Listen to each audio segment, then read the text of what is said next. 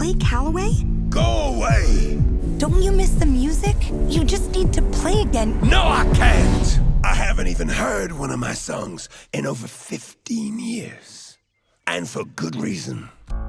Sing 2, the one with the daddy lion that everyone's simping for. The sequel to the 2016 film following the characters from that one as they try to stage a new giant spectacle of a show in a different city and try to get the aid of a reclusive former rock star to help. And man, it's good. Yeah, it's really good. Like, I seriously have no real notes for improvements for this film outside of some nitpicks that don't really matter too much for the overall product. The pacing is perfect, I was never bored or waiting for a scene to end. The jokes hit way more than they miss, and the visuals, this is probably the best looking Illumination movie so far. Everything from the character designs to the environments look fantastic and very imaginative. It's not as in-depth as something like Zootopia is, but it doesn't need to be. This world just has to exist and look cool, and it does that perfectly. This new city is fantastic. The show, when we get to it, looks amazing. I like the dedication to making it look like a stage show despite having effects that rival any show on Broadway or just plain can't exist. The story is where I have a couple of nitpicks. For one, it is deceptively simple, which lends itself to a very well-known formula for stories with multiple characters, each character having something to overcome and get through. It's very, very simple and predictable, but it lends itself to the overall story quite well, so I can't really fault it for working. If the next film does the same thing, I definitely can fault it, but for what it is, it's easy to understand, is paced exceptionally well, and it's just a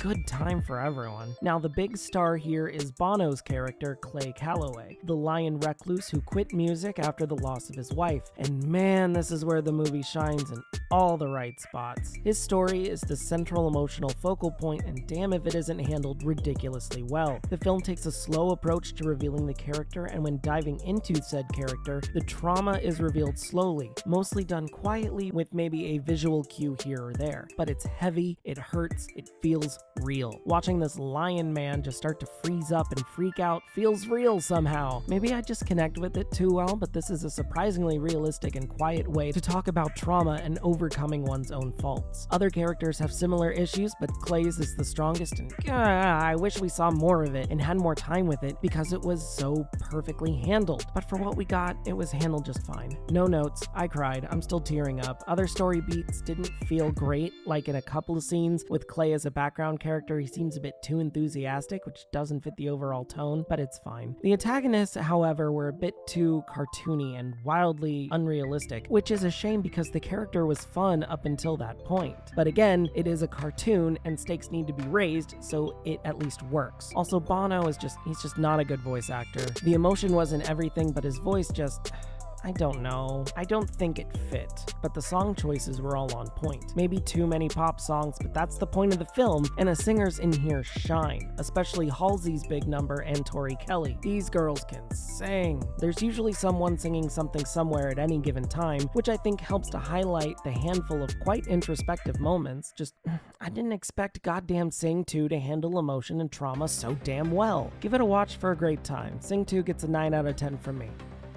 Hey guys, thanks for sticking around for this one. I really enjoyed this one. I was a fan of the first one, but this one was just a lot of fun. I know it just kind of ignores a couple of characters, like Mike, the mouse from the first movie, is nowhere to be seen and isn't mentioned at all, but maybe that's because Seth MacFarlane didn't want to be in here. Who knows? But what we get is really good.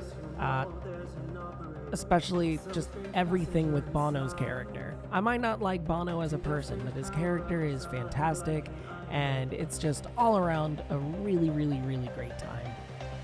I very much recommend this movie. Everyone should go see it, whether or not you want to simp over a giant lion man, which I know most of us do because, hey, I know my audience.